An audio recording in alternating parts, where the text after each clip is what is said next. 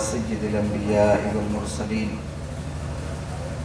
وعلى آله وأهل بيته وأصحابه وذرياته أجمعين أما بعد فأعوذ بالله من الشيطان الرجيم بسم الله الرحمن الرحيم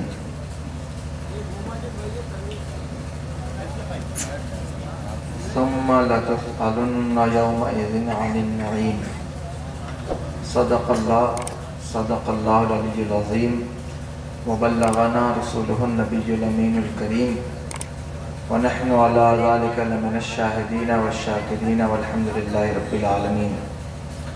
وقال الله تبارك وتعالى في شان حبيبه الكريم إن الله وملائكته يصلون على النبي يا أيها الذين آمنوا صلوا عليه وسلموا تسليما. الصلاة والسلام عليك يا رسول الله الصلاة والسلام عليك يا نبي الله وعلى آلك وأصحابك يا نور الله صلی اللہ تعالی علیہ وآلہ وسلم. ممبر شریف پر جلوہ فراز جملہ علماء کرام، شرائع اعظام اور کارکنان اجلاس، سامعین و حاضرین، خواتین اسلامیہ، السلام علیکم ورحمۃ اللہ تعالی وبرکاتہ. وعلیکم السلام ورحمۃ اللہ. اللہ رب العزت کا فضل ہے، اس کی دی ہوئی توفیق سے ہم اور آپ آج کی اس مبارک بزم میں شرکت کی سعادت حاصل کر رہے ہیں. اللہ تبارک و تعالی ہم سب کی حاضری کو قبول فرمائے.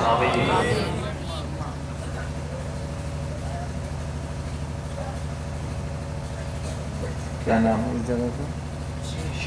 شیرپور میں جو ہے وہ ایک گاؤں کے اندر آج کا یہ انعقاد جشن غوث الورا کے عنوان کے ساتھ منعقد ہے.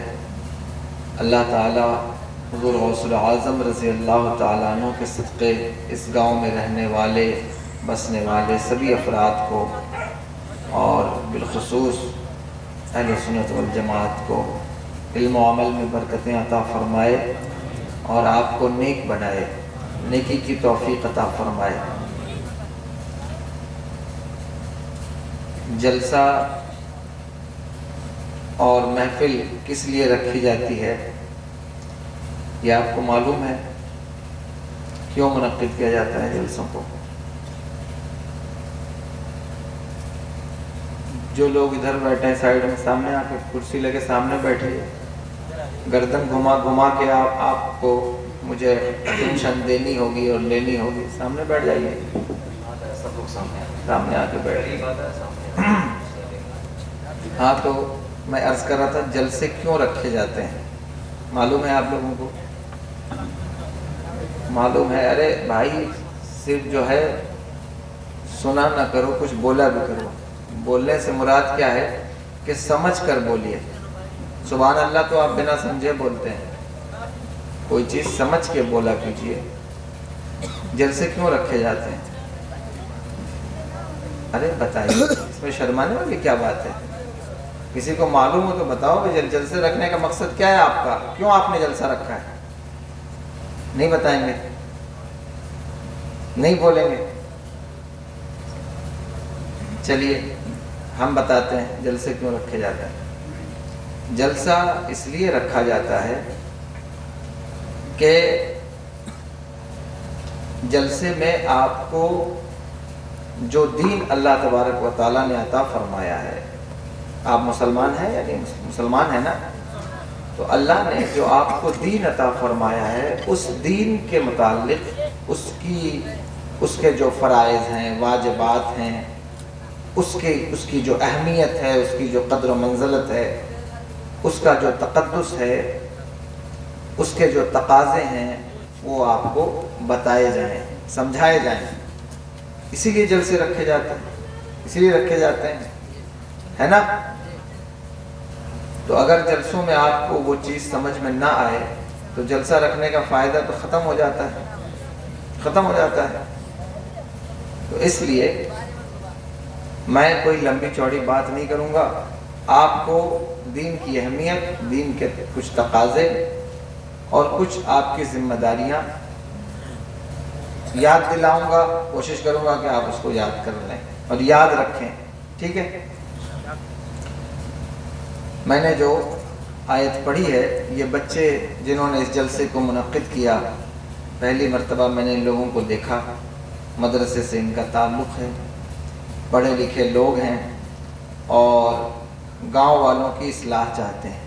میں نے ان سے پوچھا کہ میں کیا بیان کروں، تو انہوں نے کہا کہ حضرت اصلاح معاشرہ کیجئے، لوگوں کو کچھ دین کی باتیں بتائیے۔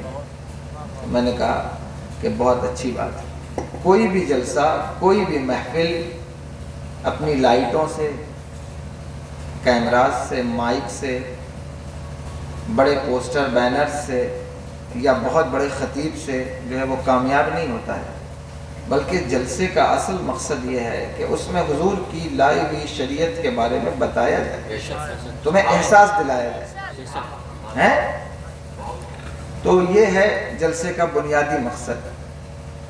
اب جلسے میں آنے کا طریقہ سیکھ لیجئے، یہ خاص بات میں آپ کو بتا رہا ہوں۔ آپ اتنی دور اس گاؤں میں رہتے ہیں اور میں اتنی دور سے آ گیا ہوں، یہ اللہ کا کرم ہے کہ کیسے کیسے اس نے مجھے توفیق دی اور یہ شرف عطا فرمایا کہ میں آپ سے کچھ عرض کرنے کے لیے یہاں حاضر ہو گیا۔ اور یہ بھی اللہ کا بہت بڑا کرم ہے کہ اللہ اپنے کسی بندے کو کسی علاقے میں بھیج دے،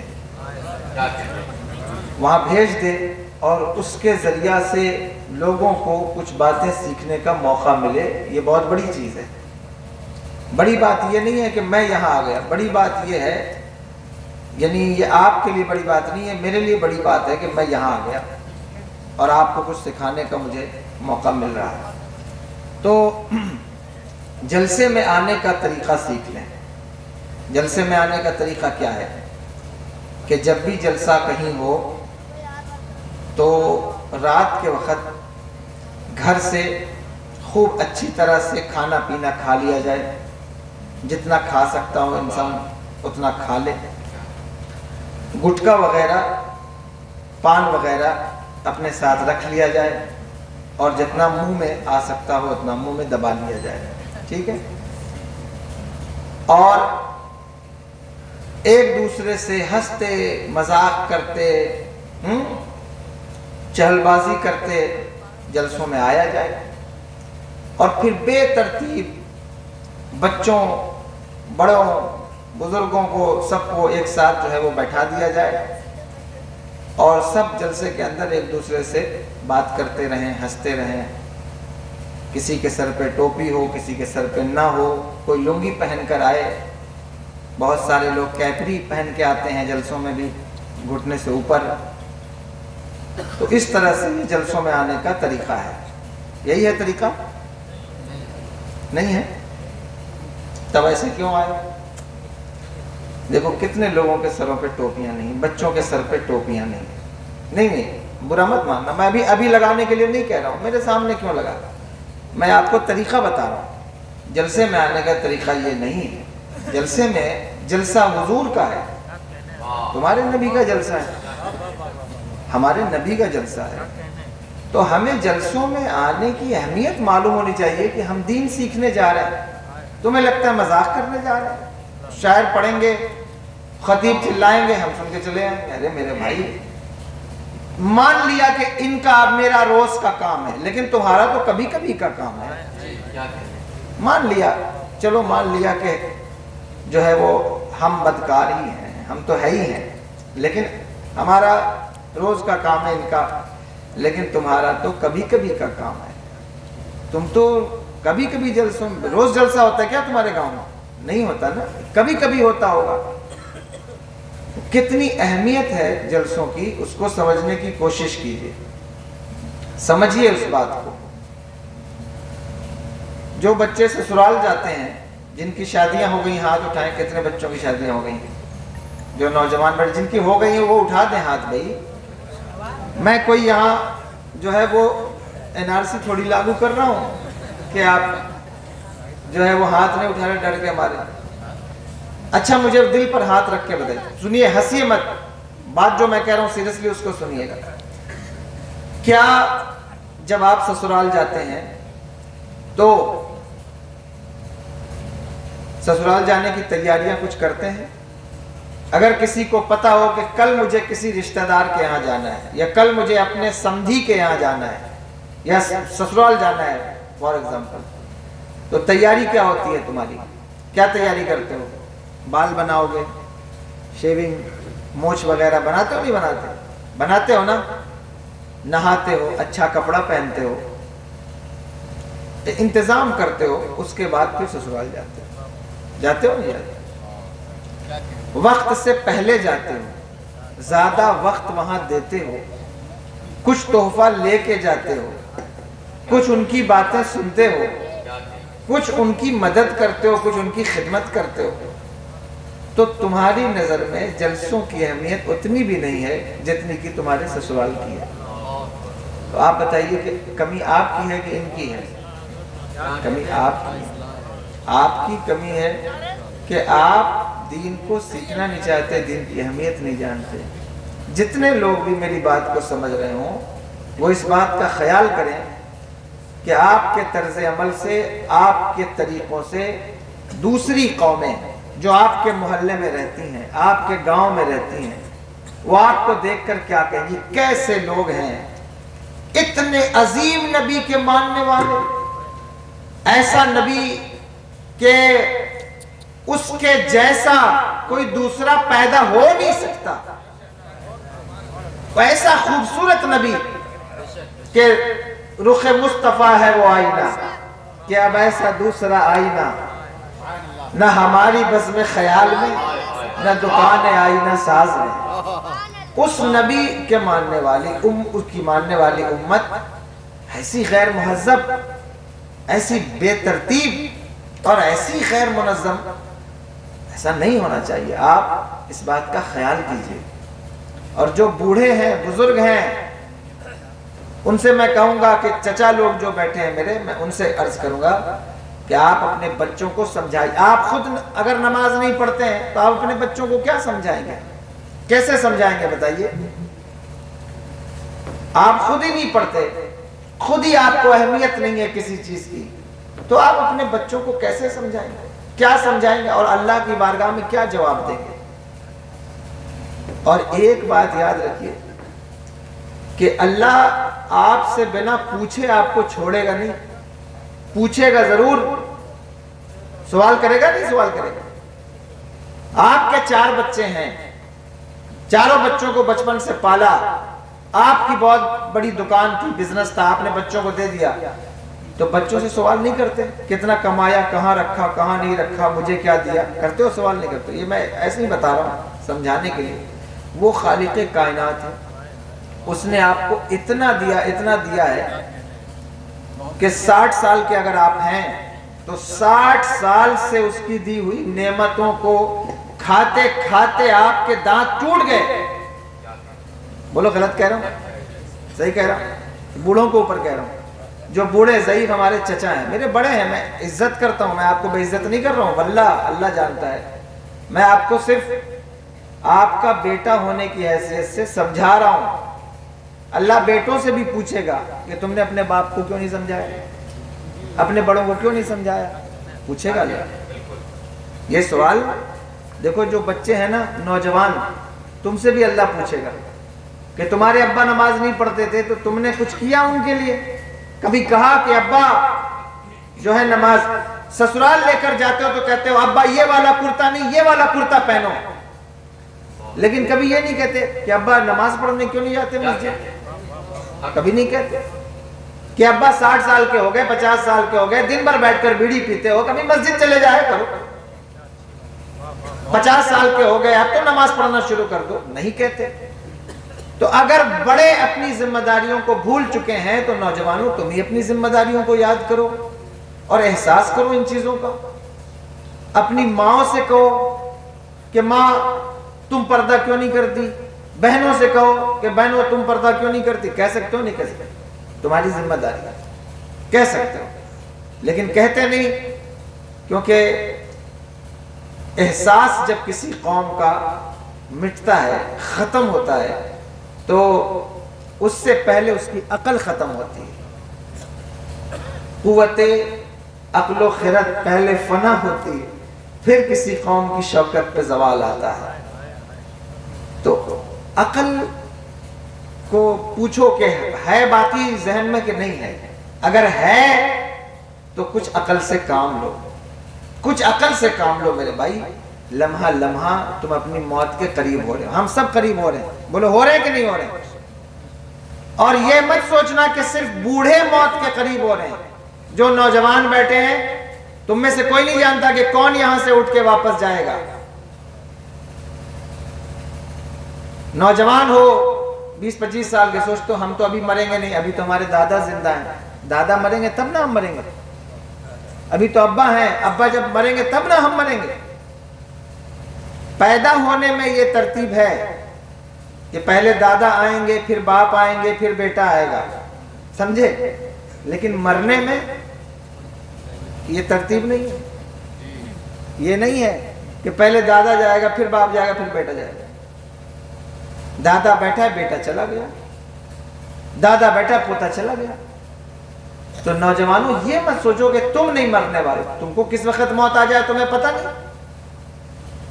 یہ جو داڑیاں چھلا چھلا کے اور یہ باہیں پھلا پھلا کے گھومتے رہتے ہو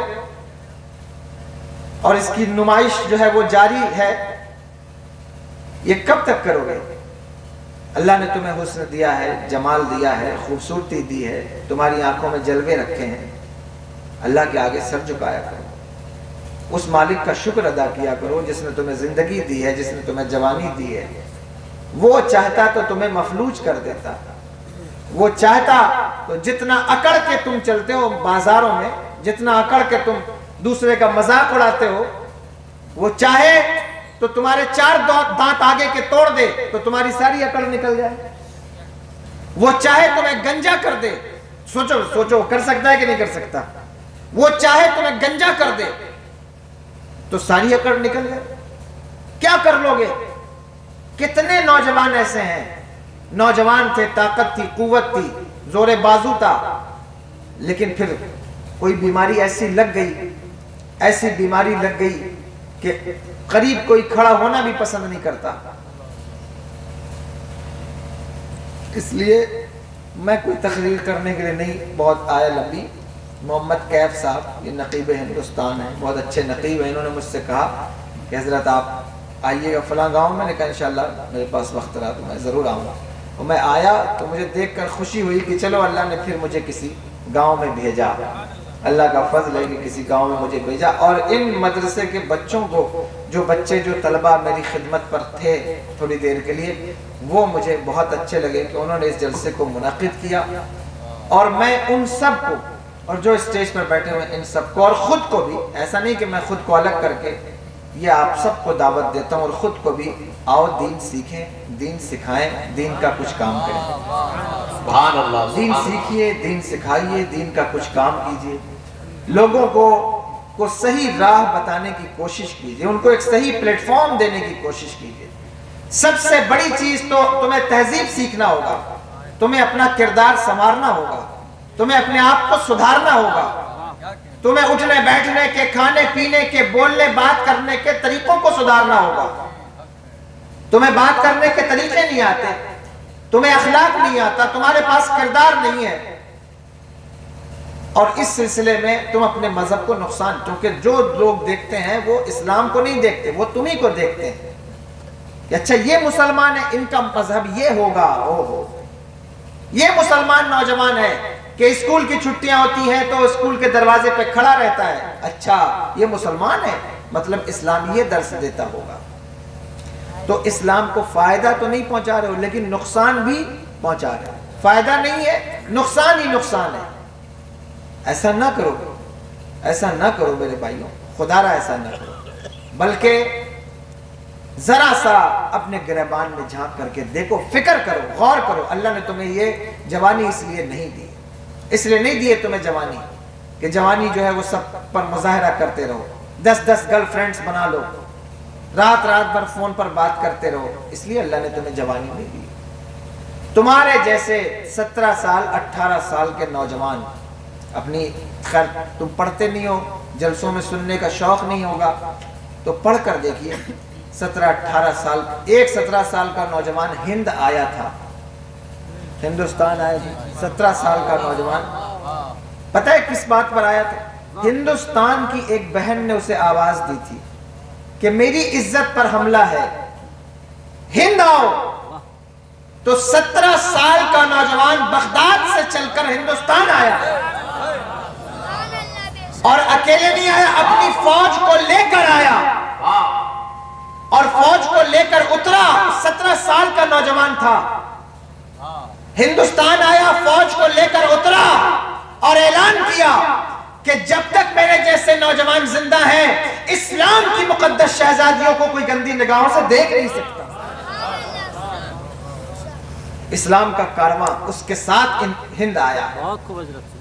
اقبال کہتے ہیں اے آبرود گنگا وہ دن ہے یاد تجھ کو، اترا تیرے کنارے جب کارواں ہمارا. کیا دن تھا، کیا وقت تھا. 17 سال کا نوجوان اپنے بہن کی آواز پر لبیک کہتے ہوئے ہند آیا. مجھے بتاؤ کتنی بہنوں کی مدد تم نے کی ہے، کتنی بہنوں کے بارے میں تم سوچتے ہو. گاؤں کی ہر بیٹی تمہاری بہن ہے، تمہاری بہن ہے، اس کی عزت، اس کی عصمت کی حفاظت تمہاری ذمہ داری ہے. لیکن تمہاری نگاہیں خود اتنی گندی ہیں اور اتنی غلیظ ہیں کہ تم کیا اپنے بہنوں کی تحفظ کی ضمانت دو گے، اور کیا تم ان کی عزت اور عظمت کو بچاؤ گے. اس لیے اپنے اندر جھانک کر کے دیکھو اور غور کرو کہ تم کہاں ہو، کہاں کھڑے ہو، کہاں کھڑے ہو. تبصرہ کرنے کے لیے مسلمان تبصرہ سب سے پہلے کرتے ہیں کہ ہم کو مارا جا رہا ہے، ہم کو کاٹا جا رہا ہے، ہمارے اوپر ظلم ہو رہا ہے، فلاں کی سرکار ایسی، فلاں کی سرکار ایسی، فلاں نے یہ کر دیا، فلاں نے وہ کر دیا. دیکھو میرے بھائیوں، تمہیں دنیا میں کوئی نقصان نہیں پہنچا سکتا، تمہیں کوئی نقصان نہیں پہنچا. میری بات پر یقین کرو، میں بہت بڑا عالم تو نہیں ہوں، بہت بڑا خطیب بھی نہیں ہوں، لیکن تمہارے نبی کی اولاد ضرور ہوں. میری بات پہ یقین کرو، تمہیں کوئی نہیں نقصان پہنچا سکتا. دنیا میں کسی ماں نے کسی لال کو ایسا دودھ نہیں پلایا کہ جو مسلمانوں کو مٹا دے. نہیں کر سکتا، کوئی نہیں کر سکتا.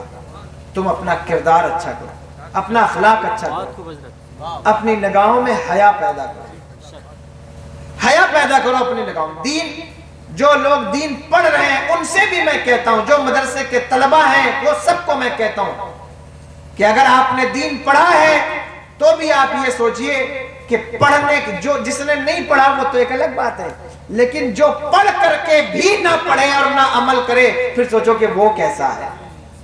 اس لیے پڑھ کر تم اپنا کردار، اگر گاؤں میں کوئی حافظ ہے، کوئی مولانا ہے، کوئی عالم ہے، کوئی بچہ ہے، جوان ہے، بوڑھا ہے، میں ہاتھ جوڑ کے کہتا ہوں اپنا کردار ایسا کر لو، اپنا کریکٹر ایسا کرو کہ جب تمہیں کوئی دیکھے تو اس کی شرم سے نگاہیں جھک جائے کہ اتنا متقی آدمی ہے، میں اس سے بات کیسے کروں. تمہارا یہ تم کہتے ہو حافظ صاحب ہے، وہ کہتے ہیں حضرت ہم کو لوگ برا کہتے ہیں، ہم کو فلاں کہتے ہیں.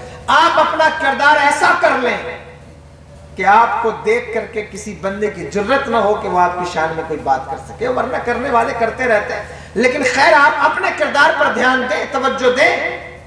یہ کردار آپ کا ہونا چاہیے، یہ نظریہ آپ کا ہونا چاہیے، یہ محنت جد و جہد آپ کی ہونی. کیوں؟ کیونکہ اللہ ہم سے پوچھنے والا ہے. جو نعمت اس نے دی ہے وہ ہم سے ضرور بضرور پوچھے گا. اور تم سے پوچھے گا بتاؤ ہم نے تمہیں پیسہ دیا تھا، پیسہ تم نے کیا کیا، کہاں خرچ کیا پیسہ؟ موبائل پر 2-2 لاکھ کے موبائل لیتے رہے، 4-4 لاکھ کی بائک لیتے رہے، کہاں پیسہ خرچ کیا؟ اللہ پوچھے گا تم سے.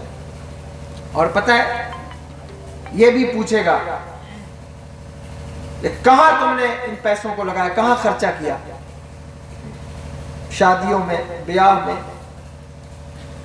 جہیز میں کہاں لگایا.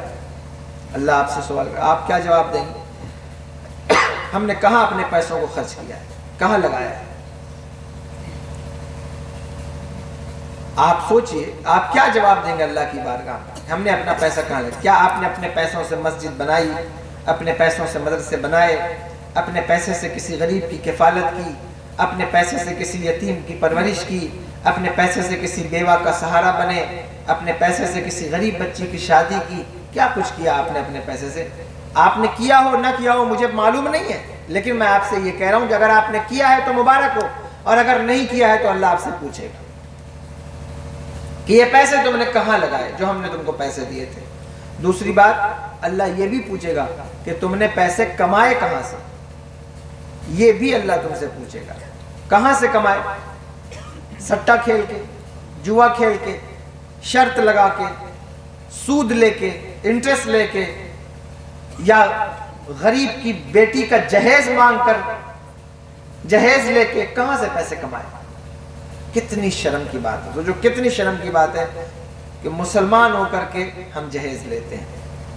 اور ایسا جہیز بہت سارے لوگ ہیں جو بہت مہذب ہیں، وہ کہتے ہیں ہم جہیز نہیں لیتے، ہم لیتے ہی نہیں جہیز، ہم کوئی مطالبہ نہیں کرتے، اپنی مرضی سے جو دینا ہو وہ آپ دے دیں۔ تو یہ بھی بات غلط ہے۔ خیر یہ میرا موضوع نہیں ہے، لیکن یہ سب اللہ تم سے پوچھے گا کہ یہ تم نے کیوں کیا۔ اور ایسے ہی لوگوں کی بیٹیاں ایسے لوگوں کے ہاتھ میں جاتی ہیں جو دن رات ان کی بیٹیوں کو مارتے ہیں۔ جہیز آپ نے دوسرے کی بیٹی سے لے لیا، لیکن آپ کے پاس بھی بیٹی ہے جس کو آپ نے بچپن سے پالا ہے، بچپن سے اس کی پرورش کی ہے، اس کا خیال رکھا ہے، وہ بڑی ہو گئی، اب پیسے کے چکر میں آپ نے کسی ایسے کے ساتھ اس کا نکاح کر دیا کہ جو شرابی تھا، جو جواڑی تھا۔ لوگ شادیاں کرنے سے پہلے کیا دیکھتے ہیں؟ پیسہ۔ پیسہ کس کے پاس ہے؟ اس بچے سے شادی کر دو، اس کے باپ کے پاس بہت پیسہ ہے، اس کا باپ بہت پیسے والا ہے تو اس سے شادی کر دو۔ اور پھر ساری زندگی وہ تمہاری بچیوں کو مارتا رہا، اور بچیاں جو ہے وہ شکوہ بھی نہ کر سکیں، گلہ بھی نہ کر سکیں۔ تو سوچو تم سے بڑا جابر باپ کون ہوگا؟ پیسہ دیکھ کر شادی۔ اگر شادی ہی کرنا تھا تو کسی عالم دین سے اپنی بچی کی شادی کرتے، کسی حافظ قرآن سے کرتے، یا کم سے کم کسی نیک انسان سے کرتے۔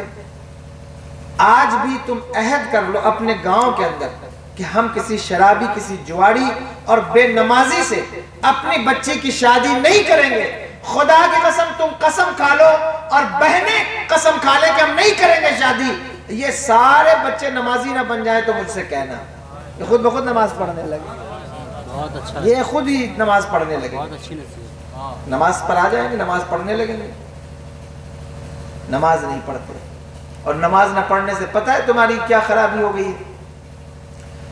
نماز نہ پڑھنے والوں کے ساتھ بہت ساری نحوست ہوتی ہے، لیکن ایک سب سے بڑی نحوست خطرناک وہ یہ ہے کہ بے نمازیوں کی عمر گھٹ جاتی ہے۔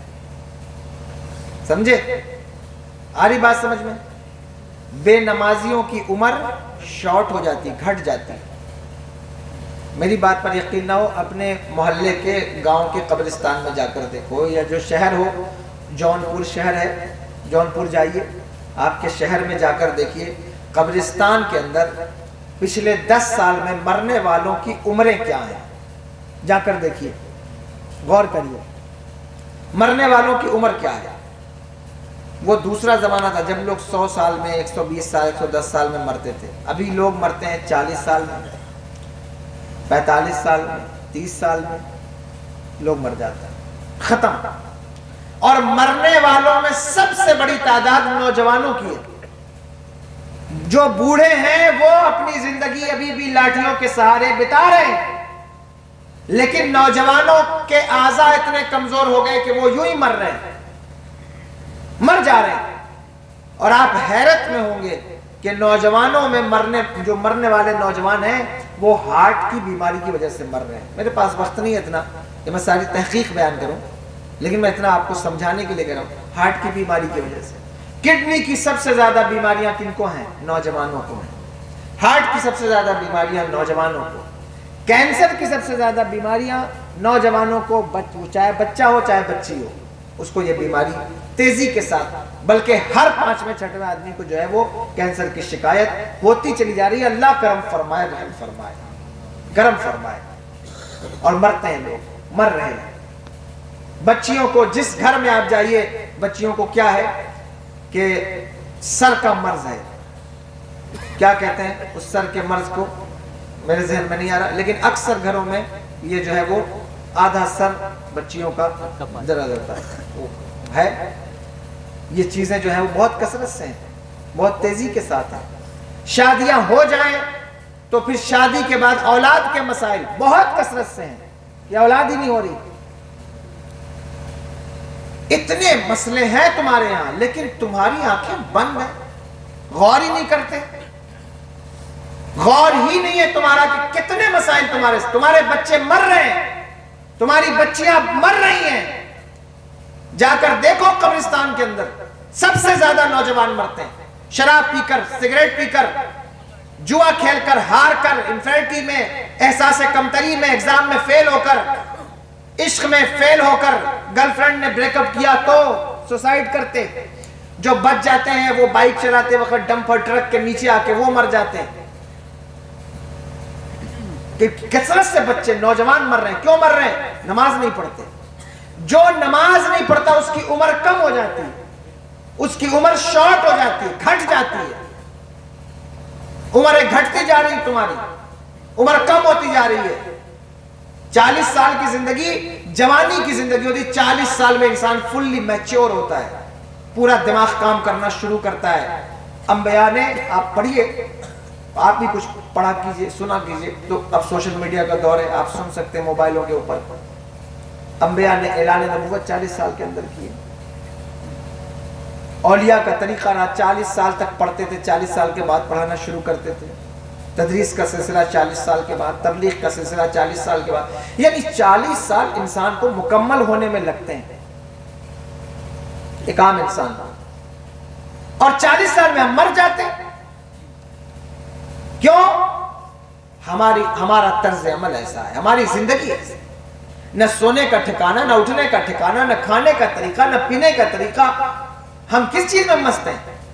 اللہ نے تمہیں دین دیا ہے، دین ایسا دین دیا کہ دنیا میں کسی کے پاس ایسا دین نہیں ہے، ایسی کتاب دی کہ دنیا میں کسی کے پاس ایسی کتاب نہیں ہے، وہ تمہیں دی اللہ نے، لیکن تم مر رہے ہو۔ تمہیں تو زندگیاں بانٹنے والی تم قوم ہو کہ تم سے جو لگ جائے اس کو بھی زندگی مل جائے، لیکن تم مرتے جا رہے ہو۔ کتنے مسائل ہیں تمہارے، کاروبار نہیں چلتا، بزنس نہیں چلتا، گاڑی لی ہے گاڑی نہیں چلتی، فلاں نہیں ہوتا، شادی نہیں ہوتی، بچے نہیں ہوتے، نہ جانے کیا کچھ مسائل ہیں۔ اب کیا کیا میں بیان کروں، اتنے مسئلے ہیں، لیکن کبھی فکر نہیں ہے کہ کیوں ہے یہ چیزیں، کیا بات ہے، کیا وجہ ہے۔ کماتا ہوں، گھر میں برکت نہیں ہوتی، لا لا کر کے بھرتے جاؤ لیکن برکت ہی نہیں ہے۔ ساری زندگی بندہ سوچتا رہتا ہے میں یہ کروں گا، یہ کروں گا، یہ کروں گا، لیکن کر کچھ نہیں پاتا۔ کیوں؟ کیونکہ اللہ کا وفادار نہیں ہے، اللہ کا وفادار نہیں، نماز پڑھنے کی توفیق نہیں ہے، اس کی زندگی گھٹ کے رہ گئی ہے جو نماز نہیں پڑھتا۔ ایک اور چیز میں بتا رہا ہوں، بات یاد رکھیں، جو نماز نہیں پڑھتا اس کے چہرے سے صالحین کا نور اٹھا لیا جاتا ہے۔ دیکھو تمہارے، اور میں صرف تم کو نہیں کہتا ہوں، یہ سب میرے بھائی بیٹھے ہیں پیچھے، کوئی میری بات کا برا نہیں مانے گا، میں سب کو کہہ رہا ہوں اور خود کو بھی کہہ رہا ہوں، میں خود کو الگ کر کے نہیں، میں خود پر بھی تبلیغ کر رہا ہوں۔ جو نماز نہیں پڑھتا ان کے چہرے بے رونق کر دیے جاتے ہیں۔ کیا ہمارے چہرے نفرتوں کے نشان نہیں بن گئے ساری دنیا کے اندر؟ ایئرپورٹ پہ جائیے، ریلوے اسٹیشن پر جائیے، بس اسٹینڈ پر جائیے، جہاں جائیے، ہمارے چہرے نفرتوں کے نشان بن گئے۔ لوگ ہم سے نفرت کرتے ہیں، داڑھی نفرت کا نشان، ٹوپی نفرت کا نشان۔ میں حیران ہوں، کیا امامہ دیکھ کر کے بھی کوئی نفرت کر سکتا ہے؟ کیا مصنون لباس دیکھ کر بھی کوئی؟ نہیں، چہرے دیکھ کر نفرت ہے۔ جانتے ہو کیوں؟ کیونکہ صالحین کا نور چہروں سے اٹھا لیا جاتا ہے جب ہم نماز نہیں پڑھتے۔ علماء کہیں گے کہ حضرت یہ نفرت تو آج کی نہیں ہے، بہت پرانی ہے، یہودی بھی نفرت کرتے تھے مسلمانوں سے، عیسائی بھی نفرت کرتے تھے، غیر مسلم بھی، میں کہوں گا بے شک کرتے تھے نفرت، ان کو مسلمانوں سے نفرت تھی اور ہے، لیکن وہی عیسائی اور یہودی، وہی غیر مسلم، جب انہوں نے چہرہ خالد ابن ولید دیکھا تو شہر کا شہر کیا مسلمان نہیں ہوا؟ انہی یہودیوں نے جب چہرہ محمد الحسن الشیبانی دیکھا تو کیا انہوں نے بتایا زندگی قربان نہیں کی؟ کیا وہی غیر مسلم چہرے محمد بن قاسم کو دیکھ کر اپنا مذہب اور دھرم چھوڑنے پر مجبور نہیں ہو گئے. ہماری داستان تو وہ داستان ہے کہ دیوان گانے عشق محمد کو دیکھ کر گھبرا گئی ہے گردش دورہ. کبھی کبھی باہوں میں ہار ڈالے ہیں ماہو نجوم نے, گزرا ہے ان حدوں سے مسلمان کبھی کبھی. تو نفرت تھی لیکن چہروں پہ نور وہ تھا کہ جب کوئی ہمارا چہرہ دیکھتا تھا تو وہ مجبور ہو کر مذہب اسلام کے دامن میں آ جاتا تھا.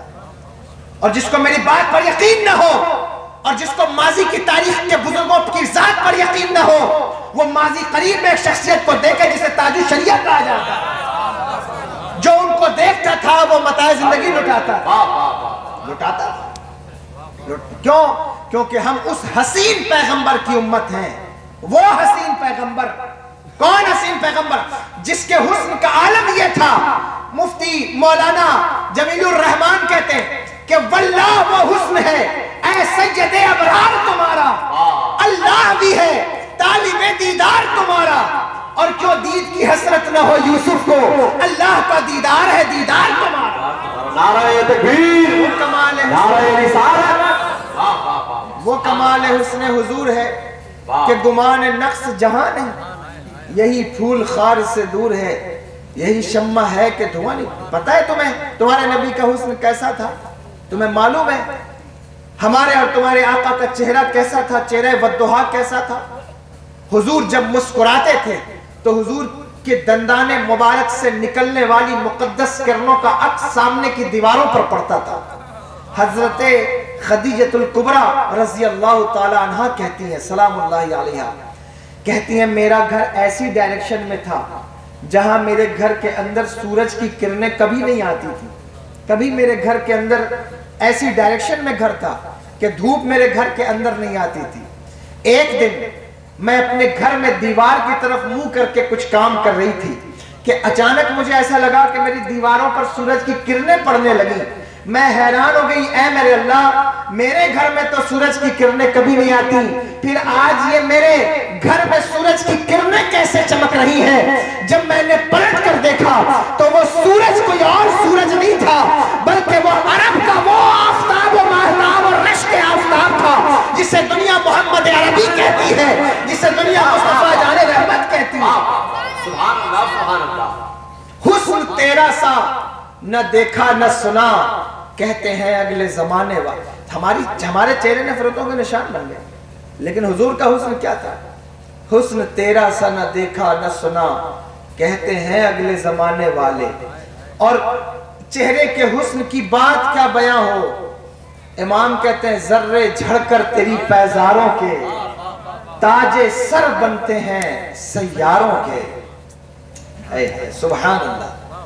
فرمایا عارض شمس و قمر سے بھی ہیں انور ایڑیاں, رکھتی ہیں کتنا وقار اللہ اکبر ریڑیاں. تاج روح القدس کے موتی جنہیں سجدہ کریں رکھتی ہیں واللہ وہ پاکیزہ گوہر ریڑیاں.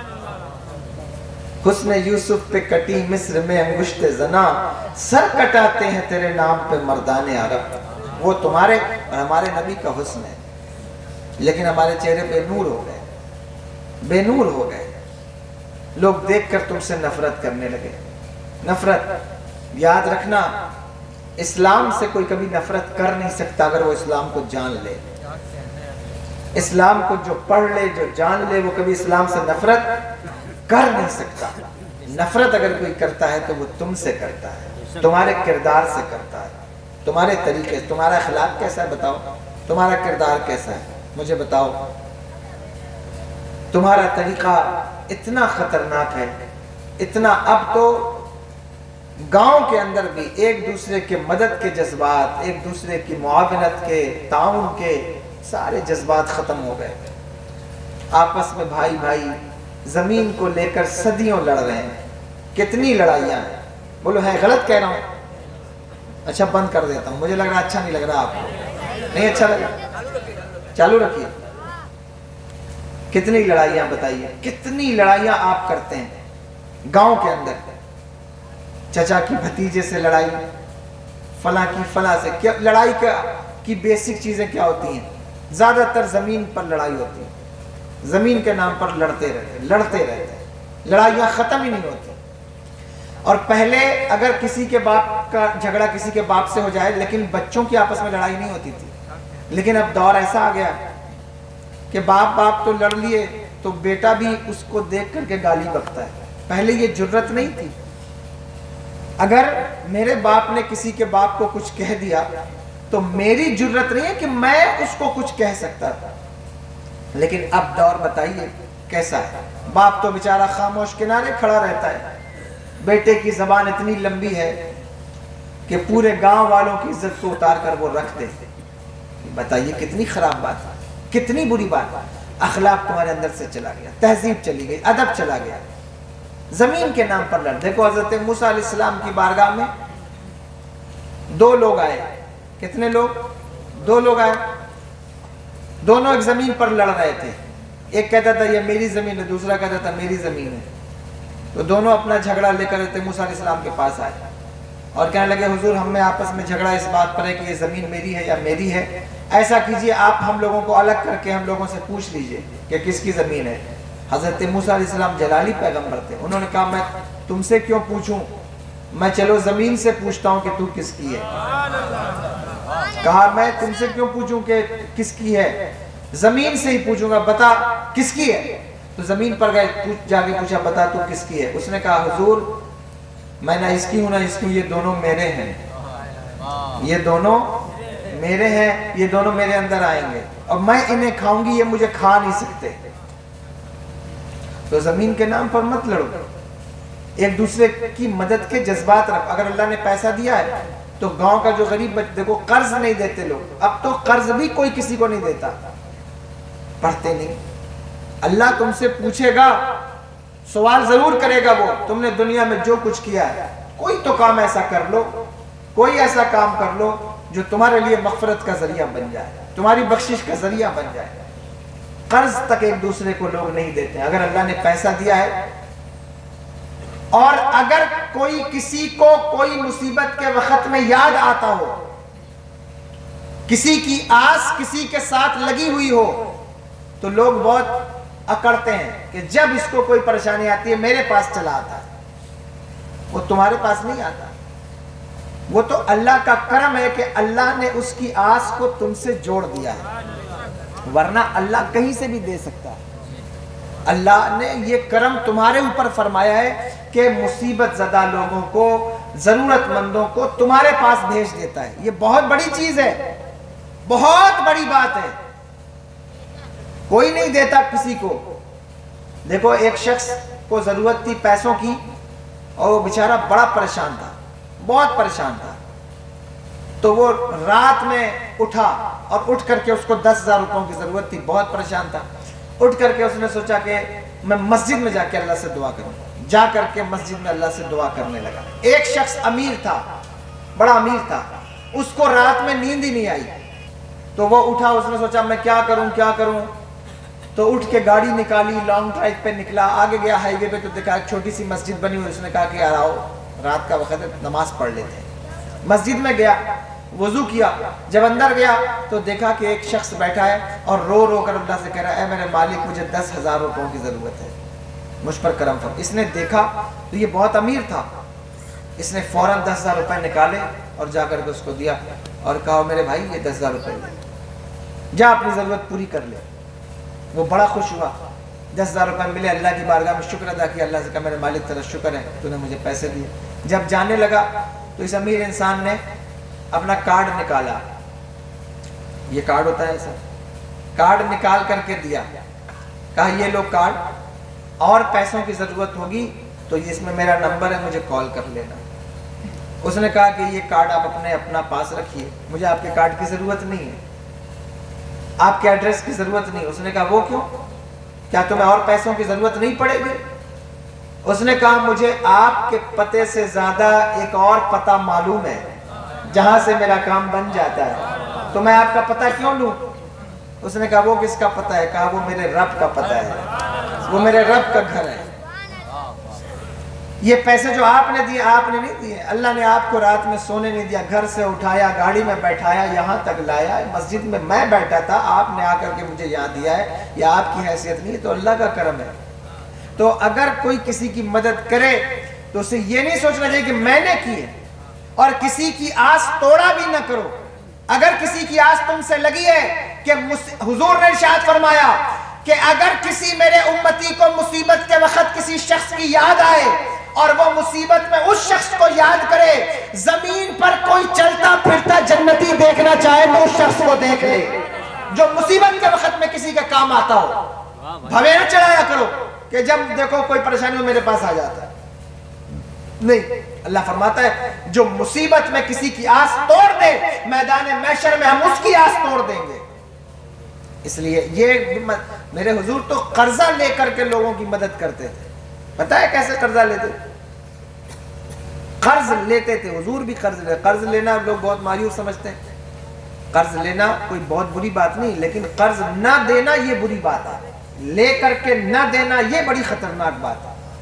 قرض بھی ایک دوسروں کو دیا کرو اور وقت پر قرض کو واپس بھی کیا کرو، اس سے سود کا بزنس ختم ہوتا ہے۔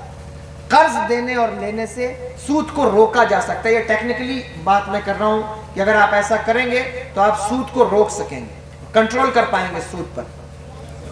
دیکھو حضور میرے قرض لیتے، اور قرض لیتے بعض اوقات اتنا قرض ہو جاتا کہ حضرت بلال سے دکاندار کہتا کہ اے بلال اگر تو نے قرض نہ ادا کیا تو میں تجھے غلام بنا لوں گا۔ حضرت بلال حضور کے پاس آ کر کہتے یا رسول اللہ اگر آپ کی اجازت ہو میں کچھ دنوں کے لیے باہر چلا جاؤں مدینے سے، کہیں ایسا نہ ہو مجھے غلام بنا لے۔ حضور فرماتے نہیں، انتظام ہو جائے گا، پھر اللہ انتظام فرما دیتا ہے۔ تو کہنے کا مطلب میرا یہ ہے کہ آپ یہ جذبات پیدا کریں اپنے اندر، لائیں اپنے اندر، انہی چیزوں سے برکتیں پیدا ہوتی ہیں۔ چہروں میں بھی برکت ہوگی، جسم میں بھی برکت ہوگی، کاروبار میں بھی برکت ہوگی، نور پیدا ہوگا، عمر میں بھی برکت ہوگی، چہروں پہ نور بھی پیدا ہوگا۔ اور بے نمازی کی بات بتا رہا تھا، ایک اور بات سن لو، بے نمازی کی دعا سے اثر ختم ہو جاتا ہے، کتنی بھی دعا کرے اللہ اس کی دعا قبول بولو نہیں فرماتا، قبول ہی نہیں کرتا۔ کرتے رہو دعا، لوگ کہتے ساری زندگی دعا کیا اللہ قبول ہی نہیں فرماتا، اللہ قبول ہی نہیں کرتا، کیسے قبول کرے گا؟ نماز ہی نہیں پڑھتے۔ نماز نہ پڑھنے والوں کی دعا قبول نہیں ہوتی، اور جب وہ کسی نیک آدمی سے دعا کرائیں تو اس نیک آدمی کی دعا سے بھی ان بے نمازیوں کا حصہ نکال دیا جاتا ہے۔ اس لیے نماز پڑھو۔ نماز کے بارے میں تم سے پوچھا جائے گا، قرآن کہتا ہے ثم لتسألن یومئذ عن النعیم۔ میرے پاس وقت نہیں ہے کہ میں اس کی شرح کر کے بتاؤں کہ اس سے کیا کیا نعمتیں مراد ہیں اور کیا کیا چیزیں مراد ہیں۔ پڑھیے مفسرین کو آپ کو پتہ چلے گا، اس سے تخفیف شرح مراد ہے، اسلام کی شریعت کی تخفیف مراد ہے، آسانیاں مراد ہیں، ان کے بارے میں اللہ آپ سے پوچھے۔ نماز کے بارے میں، روزوں کے بارے میں اللہ آپ سے نہیں پوچھے، سوال کرے گا۔ اللہ تم سے یہ نہیں پوچھے گا، سننا بہت توجہ سے، اللہ تم سے یہ نہیں پوچھے گا کہ بتاؤ تم نے اپنی بیٹی کو جہیز میں کیا کیا دیا تھا۔ اللہ تم سے یہ بھی نہیں پوچھے گا کہ تم نے اپنے بیٹے کی بارات میں کتنے لوگوں کو کھانا کھلایا۔ اللہ تم سے یہ بھی نہیں پوچھے گا کہ تم نے اپنے بیٹے کو کئی لاکھ کا موبائل دلایا۔ اللہ تم سے یہ بھی نہیں پوچھے گا کہ تم نے کتنا قیمتی لباس پہنا۔ اللہ تم سے یہ نہیں پوچھے گا کہ تم نے جو ہے وہ وہاں کیا کیا، یہاں کیا کیا۔ اللہ تم سے یہ بھی نہیں اللہ پوچھے گا کیا؟ روز محشر کی جاگ اداس بوت اولی پرسش نماز بوت۔ اللہ پوچھے گا تو نماز کے بارے میں پوچھے گا تم نے نماز پڑھا تھا یا نہیں پڑھا تھا، سوال کرے گا تم سے، کیا جواب دو گے؟ اللہ خدا را نماز پڑھیے۔ ہاتھ جوڑ کر کہتا ہوں نماز پڑھیے، نماز سے ساری خرابیاں دور ہو جائیں گی۔ نماز پڑھنے لگے، نمازی بنیے، آپ پاک رہیں گے، صاف رہیں گے، متقی رہیں گے نماز پڑھنے سے۔ اور سنو، اللہ فرماتا ہے قرآن کے بارے میں اللہ تم سے پوچھے گا۔ اب گفتگو ختم کر رہا ہوں، میں سمیٹ رہا ہوں۔ قرآن کے بارے میں اللہ آپ سے پوچھے گا۔ قرآن جیسی کتاب اللہ نے تمہیں دی تھی، تم نے قرآن سے کیا سیکھا؟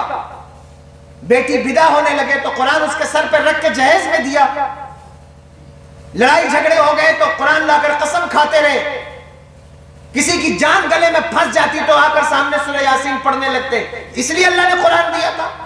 بے شک سورہ یاسین پڑھنے سے روح آسانی سے نکلتی ہے، بے شک قرآن کی عظمت بہت بلند ہے، لیکن اللہ نے قرآن اس لیے نہیں دیا ہے، اس لیے نہیں دیا کہ صرف باپ مر جائے تو اس کے اصالہ ثواب کے لیے قرآن پڑھو، اور وہ بھی خود سے نہیں پڑھتے۔ پڑھتے کیا خود سے؟ نہیں پڑھتے۔ یہ نوجوانوں سے پوچھو، ساری زندگی باپ نے لگا دی تمہارے پیچھے، خون پسینہ بہاتا رہا، مرتا رہا، مٹتا رہا، یہاں دوڑا وہاں دوڑا، نوکریاں کرتا رہا، کسانی کرتا رہا، نماز چھوڑی تمہارے لیے، روزہ چھوڑا تمہارے لیے، اپنی آخرت برباد کر ڈالی بچوں کے لیے، جبکہ حضور نے ارشاد فرمایا من شر الناس، دنیا کا سب سے برا انسان وہ ہے جو دوسروں کی دنیا بنانے کے لیے اپنی آخرت برباد کر دیتا ہے۔ بچوں کے لیے کماؤ، لیکن اس طرح نہ کماؤ کہ اپنی آخرت برباد کر لو۔ اس طرح نہ کرو بچوں کی کمائی، ان کی پرورش کہ روزے ہی چھوڑ دو، نماز ہی چھوڑ دو، قرآن پڑھنا ہی چھوڑ دو۔ نہیں، بچوں کی پرورش مسئلہ الگ ہے، اور یاد رکھو تمہارے کمانے سے اللہ تمہیں رزق نہیں دیتا، اللہ رزق کا ذمہ اس کے ذمہ کرم پر ہے، وہ خود رزق دیتا ہے۔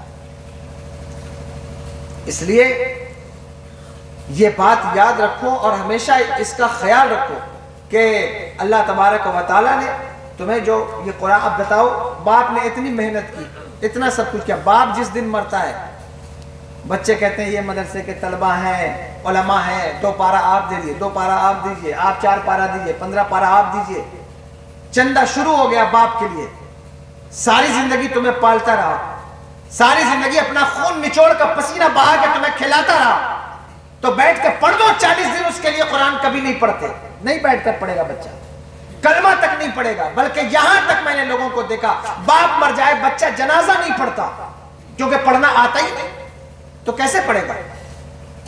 ساری زندگی دوسروں کو بیوقوف بناتا رہا، جس کا جنازہ ہوا جا کے چپ چاپ ہاتھ باندھ کے کھڑا ہو گیا، آتا تھا نہیں پڑھنے، بیوقوف بناتا تھا، تو جس دن باپ مرا تو کیا اس دن سیکھنے جاتا؟ ساری دنیا کو دھوکہ دینے والا اس دن اپنے باپ کو بھی دھوکہ دے رہا ہوتا، پڑھنا نہیں آتا، لیکن بس وہ کھڑا ہوئے، بہت سے پڑھتے بھی نہیں پڑھتے، بیٹے تھے، باپ کے ساتھ یہ دھوکہ، ماں کے ساتھ یہ دھوکہ، تم سے بڑا دھوکے باز کون ہو سکتا؟ تم یہ دھوکہ کسی کو نہیں دے رہے ہو، خدا کی قسم اپنے آپ کو یہ دھوکہ دے رہے ہو۔ جس دن تم قبر میں اترو گے تمہیں پتہ چلے گا ہم نے کتنا دھوکہ دیا اپنے آپ کو۔ زندگی بہت مختصر ہے، لمحہ لمحہ تمہاری زندگی جو ہے وہ کٹ رہی ہے، اور تمہاری زندگی کی برف جو ہے وہ پگھل رہی ہے، تم سب ہم سب قبر کی خوراک بننے والے۔ امام رازی کا امام جو ہے وہ ترمذی نے حدیث کی تخریج کرتے ہوئے فرمایا ہر انسان کو اس کی قبر دن میں 70 مرتبہ پکارتی ہے، 70 مرتبہ تمہاری قبر تمہیں پکار رہی ہے۔ تمہیں معلوم نہیں ہے جس زمین پہ تم بیٹھے ہو اس کے نیچے نہ جانے کتنے نوجوان دفن ہیں، جہاں ہم بیٹھے اس کے نیچے نہ جانے کتنے نوجوان دفن ہوں گے، تم بھی ایک دن دفن ہوگے، اور تمہارا بدن بھی کیڑے اور مکوڑوں کی خوراک بنے گا۔ اس سے پہلے کہ تمہاری خاک میں مل جائے اپنی خاک کو برباد نہ کرو، بلکہ اس خاک کا استعمال کرو۔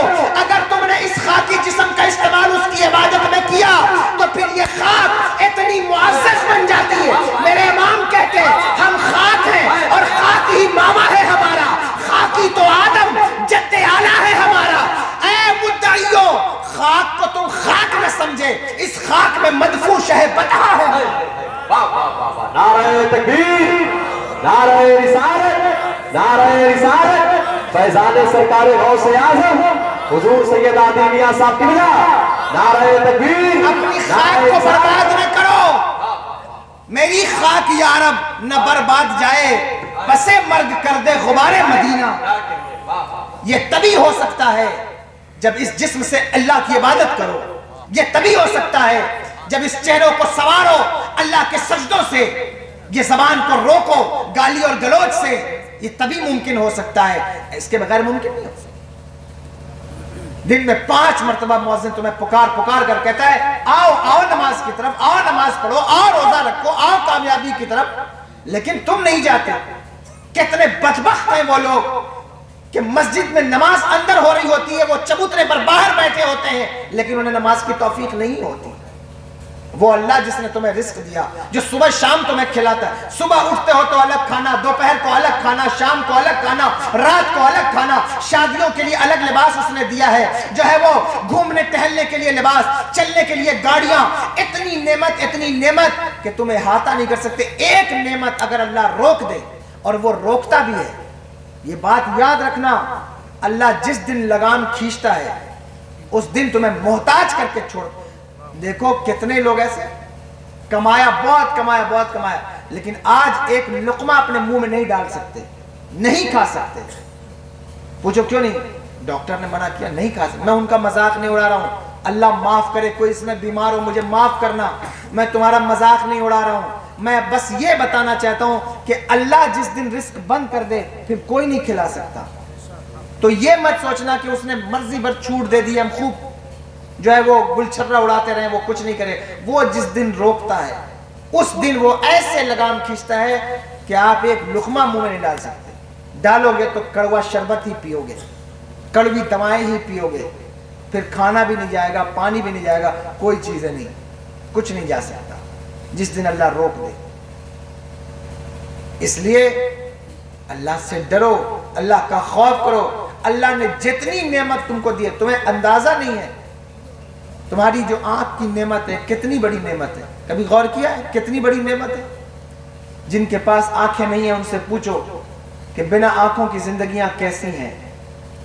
جن کے پاس ہاتھ نہیں ہیں ان سے پوچھو کہ بغیر ہاتھ کی زندگی کیسی۔ تم ساری زندگی شکوے کرتے ہو۔ حضرت جنید بغدادی رضی اللہ تعالیٰ عنہ مسجد سے باہر نکلے، کسی نے آپ کی جرابیں چرا لی، آپ کے جوتے کوئی اٹھا کے لے گیا، آپ ننگے پیر چلتے ہوئے آئے، راستے میں آپ کو خیال آیا کہ جنید جو ہے وہ ننگے پیر چل رہا ہے، کیا چپل نہیں لے سکتے، اس کے پیر میں چپل نہیں ہے۔ ابھی دل میں خیال آیا تھا کہ آپ نے دیکھا ایک شخص سامنے سے آ رہا ہے جس کو پیر ہی نہیں ہے، فوراً سجدے میں گر گئے، کہا ہے میرے مالک میرے پاس تو چپل نہیں ہے، اس کے پاس تو پیر ہی نہیں ہے۔ کتنی بڑی نعمت ہے پیر۔ ایک شخص ہوا ہے دنیا میں، دنیا کے 10-12 لوگ جو سب سے امیر ترین ہوئے اس میں وہ شخص ہے، اس کا نام ہے جو ہے وہ انانیس، یا میرے ذہن سے اس وقت نام نکل رہا ہے، تو وہ شخص ہوا ہے، وہ اپنی مرضی سے اپنی آنکھیں نہیں بند کر پاتا تھا، اس کی پلک کا یہ جو آٹو سسٹم ہے یہ فیل ہو گیا تھا۔ جب اس کو آنکھیں کھولنا ہو تو ڈاکٹر آنکھیں اوپر کر کے اس میں ٹیپ لگا دیتا، اور جب بند کرنا ہو تو نیچے کر کے ٹیپ چپکا دیتا، آنکھیں بند ہو جاتی۔